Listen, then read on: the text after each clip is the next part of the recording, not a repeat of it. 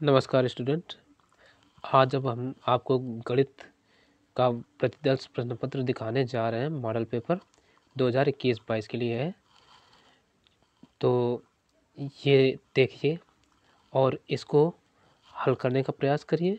और हम तो पूरा का पूरा सॉल्यूशन प्रोवाइड करवाएंगे ही, लेकिन आज मैं ये मॉडल प्रश्न पत्र आपको दिखा रहे हैं कि किस प्रकार से 2021-22 में जो प्रश्न आएंगे आप इससे देख सकते हैं और इसको हल करके आप कुछ अंदाज़ा लगा सकते हैं और अच्छे अंक पा सकते हैं।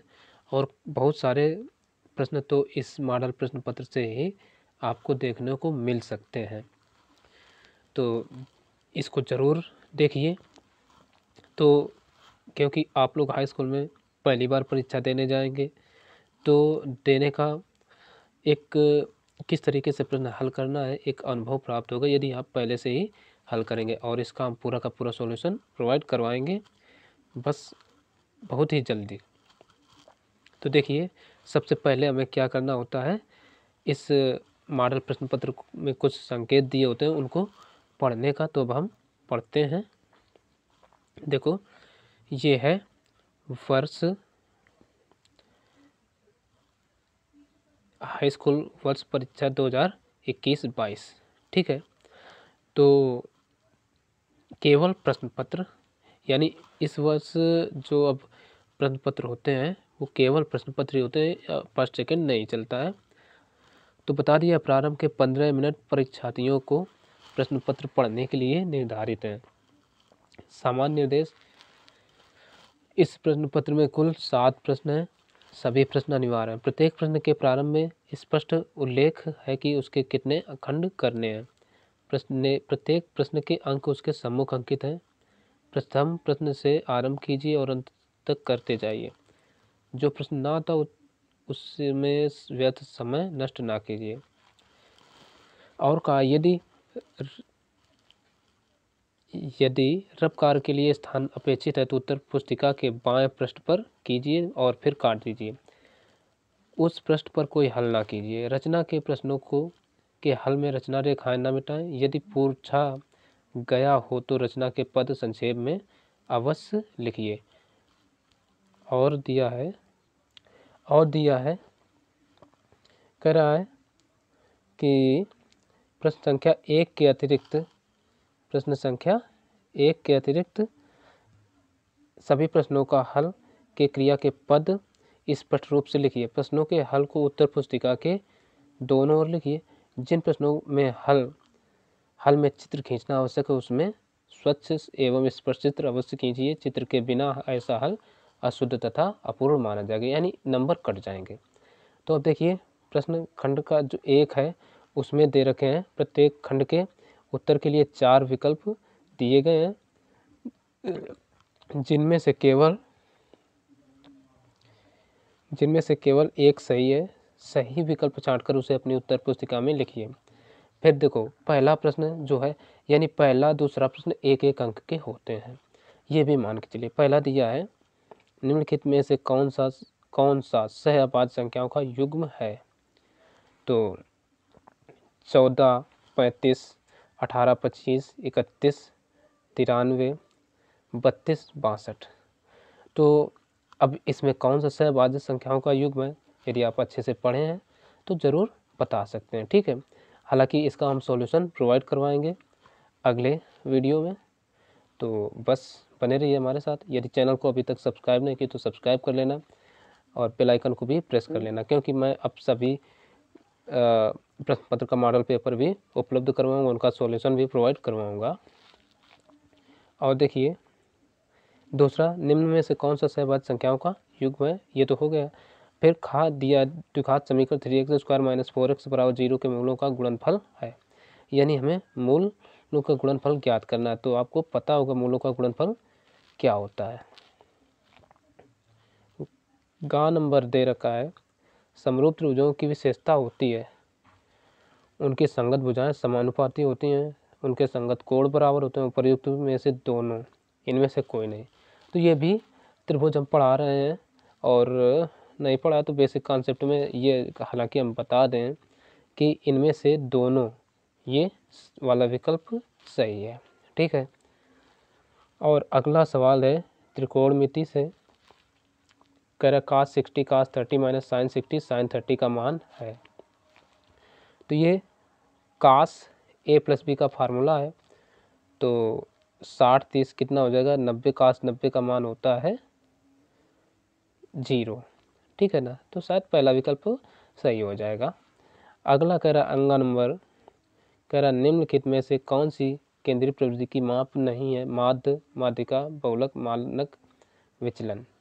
ठीक है, तो ये भी आपको पढ़ लेना है सब कुछ। ठीक, तो अब अगला कह रहा है दो बिंदुओं के निर्देशांक -8, 0 तथा 0, -8 हैं। इन बिंदुओं से बने रेखाखंड के मध्य बिंदु के निर्देशांक होंगे। तो मध्य बिंदु का सूत्र लगा करके आप मध्य बिंदु के निर्देशांक ज्ञात कर सकते हैं। और विकल्प तो दे ही दिए गए हैं।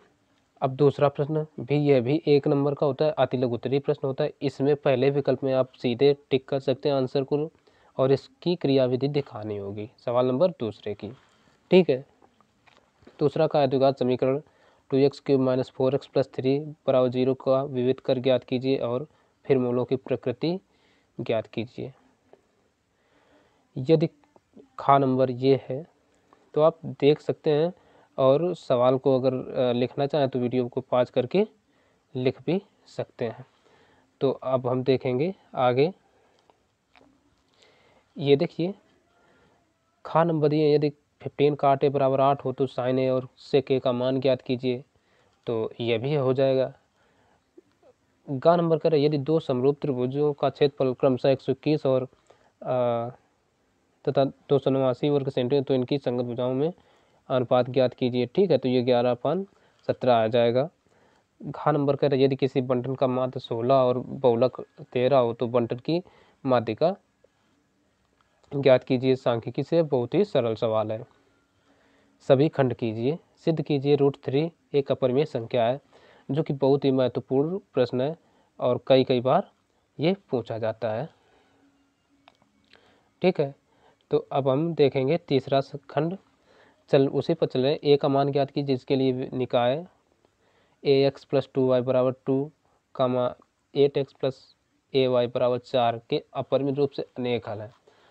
तो इस प्रकार के हमने कई इंपॉर्टेंट क्वेश्चन की एक सीरीज़ भी बनाई है, जिसमें बहुत सारे प्रश्न आपको बताए गए हैं, तो देख सकते हैं। अब गा नंबर में कह रहा है, यदि PS/SQ = PT/TR है तथा कोण PST = PRQ है, तो सिद्ध कीजिए कि त्रिभुज PQR एक समद्विबाहु त्रिभुज है। चित्र दे रखा है तो बहुत ही आसानी होगी।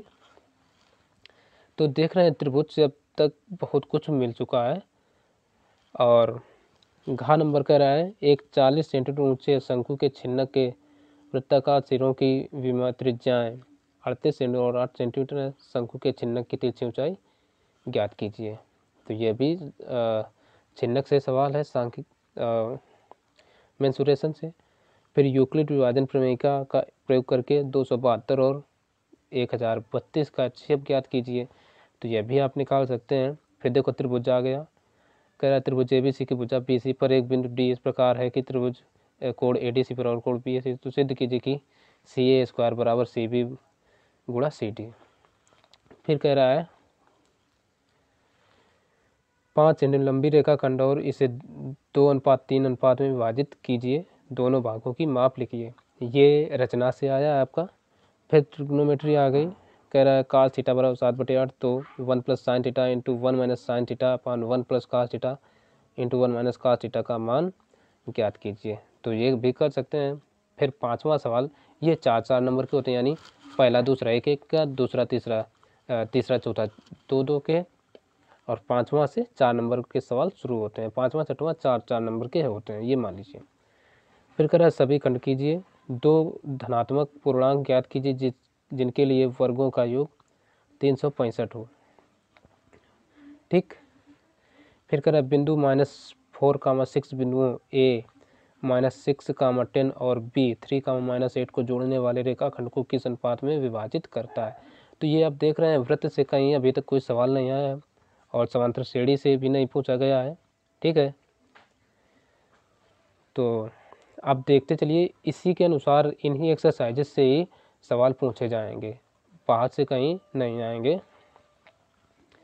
ठीक, फिर कह रहा है त्रिज्या 4.2 सेंटीमीटर वाले धातु के एक गोले को पिघलाकर त्रिज्या 6 सेंटीमीटर वाले एक बेलन के रूप में ढाला जाता है, बेलन की ऊंचाई ज्ञात कीजिए।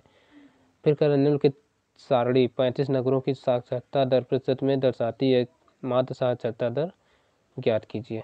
ये सांख्यिकी से सवाल आया है। फिर आगे सवाल कह रहा है दो संख्याओं के वर्गों का अंतर 180 और छोटी संख्या का वर्ग बड़ी संख्या का 8 गुना है, दोनों संख्या ज्ञात कीजिए। द्विघात समीकरण से बहुत ही सरल सवाल है। फिर कह रहा दी गई आकृति में छायांकित क्षेत्र का क्षेत्रफल ज्ञात कीजिए जहाँ ABCD भुजा 14 सेंटीमीटर का एक वर्ग है। तो ये भी बड़ा ही सिंपल सवाल है, आप इसको कर सकते हैं। फिर कह रहा है 4 सेंटीमीटर त्रिज्या का एक वृत्त पर 6 सेंटीमीटर त्रिज्या के एक संकेंद्री वृत्त के किसी बिंदु से एक स्पर्श रेखा की रचना कीजिए और उसकी लंबाई माप कर लिखिए। कहा नंबर कह रहा किसी स्कूल की किसी कक्षा X की 51 लड़कियों की ऊंचाइयों का सर्वेक्षण किया गया और निम्नलिखित आंकड़े प्राप्त किए गए। तो ये आंकड़े हैं, माध्यक ऊंचाई ज्ञात करना है। 7वां नंबर जो सवाल होता है ये 6 नंबर के सवाल होते हैं। तो पहला ये सवाल ये आपका 2 चर वाले रैखिक समीकरण से पूछा गया है और दोनों ही मान के चलिए उसी प्रश्नावली से सवाल हैं। और फिर खा नंबर में एक त्रिकोण में ऊंचाई और दूरी से, ये दोनों ही ऊंचाई और दूरी से सवाल दिए गए हैं। कह रहा है एक बहुमंजिल भवन के शिखर से देखने पर एक 8 मीटर ऊंचे भवन के शिखर और तल के अवनमन कोण क्रमशः 30 अंश और 45 अंश है। बहुमंजिल भवन की ऊंचाई और दो भवनों के बीच की दूरी ज्ञात कीजिए। अथवा में दे दिए, इसमें एक ऑप्शन होता है कि आप चाहें तो वो सवाल कर सकते हैं या ये, जो आपको उचित लगे। ठीक है, तो आखिरी जो है वो कह रहा है भूमि के एक बिंदु P से एक 10 मीटर ऊंची भवन के शिखर का उन्नयन कोण 30 अंश है। भवन के शिखर पर एक ध्वज को लहराया गया है और P से ध्वज के शिखर का उन्नयन कोण 45 अंश है। ध्वज दंड की लंबाई और बिंदु P से भवन की दूरी ज्ञात कीजिए। और √3 का मान भी दे दिया कि इतना आपको रखना है। तो आप समझ लीजिए कि ये मॉडल प्रश्न पत्र आपको बहुत ही सहायता करेगा।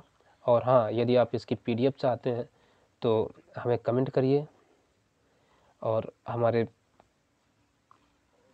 इंस्टाग्राम पर कमेंट करिए, तो हम वहाँ PDF भेज सकते हैं। और इसके अलावा हम आपको ये अपने व्हाट्सएप ग्रुप पर भी दे सकते हैं, या हमें हमारे व्हाट्सएप नंबर पर सेंड करें, या हमें इंस्टाग्राम, फेसबुक और ट्विटर पर RK थिंकर करके आप सर्च करें, @RK थिंकर 1। तो आपको ये सारे के सारे PDF इनकी हम प्रोवाइड करवा देंगे, सभी मॉडल पेपर की, जो कि इसी वर्ष जारी किए गए हैं। तो ऐसे ही और मॉडल पेपर पाने के लिए चैनल को सब्सक्राइब ज़रूर कर लेना और बेल आइकन को भी प्रेस कर लेना। तो चलिए मिलते हैं फिर अगला मॉडल पेपर लेकर के, तब तक के लिए नमस्कार।